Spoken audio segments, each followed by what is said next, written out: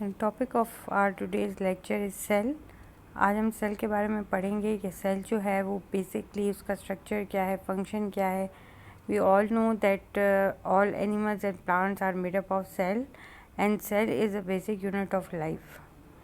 So, starting from the definition, cell is the basic structure and functional unit of living organisms.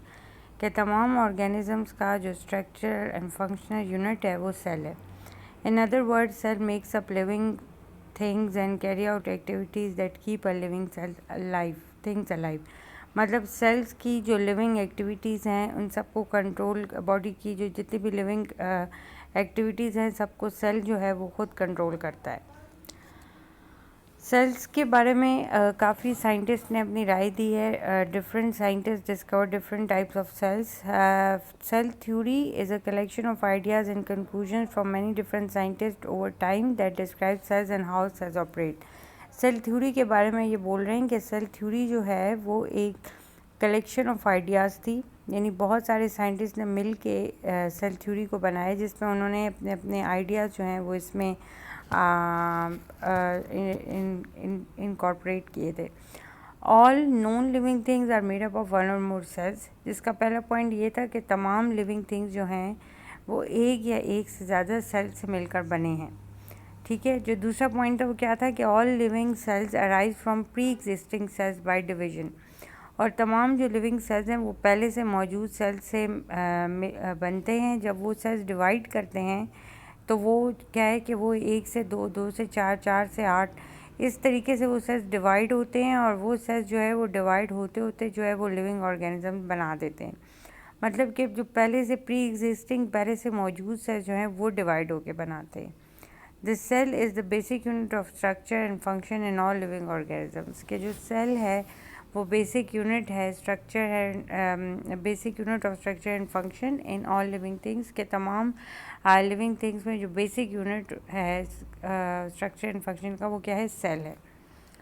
सो अगर हम cell theory timeline की बात करें कि कौन से साइंटिस्ट ने कब क्या डिस्कवर किया, तो सबसे पहले Robert Hooke who discovered the cell in 1665.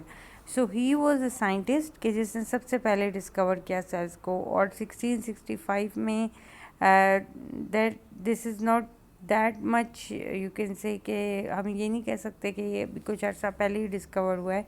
काफ़ी सेंचुरीज़, 1, 2, 3 सेंचुरीज़ पहले ये सेल जो है ये डिस्कवर हुआ था. Then Anton van Leeuwenhoek he observed the living cells in 1674. मतलब 1665 में रॉबर्ट हुक ने डिस्कवर किया और 1674 में जो एंटन वॉन लीवेनहुक था उसने ऑब्जर्व किया.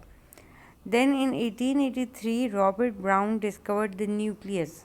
उसके बाद जो न्यूक्लियस था वो रॉबर्ट ब्राउन ने डिस्कवर किया इन 1883. तो ये सारी चीज़ें जो हैं ये एक दूसरे के बाद आई हैं. सबसे पहले सेल आया, डिस्कवर हुआ, उसके बाद उसको ऑब्ज़र्व किया गया कि वाकई जो है कोई लिविंग सेल है मौजूद. देन रॉबर्ट ब्राउन ने जो है वो न्यूक्लियस को डिस्कवर किया इन 1883.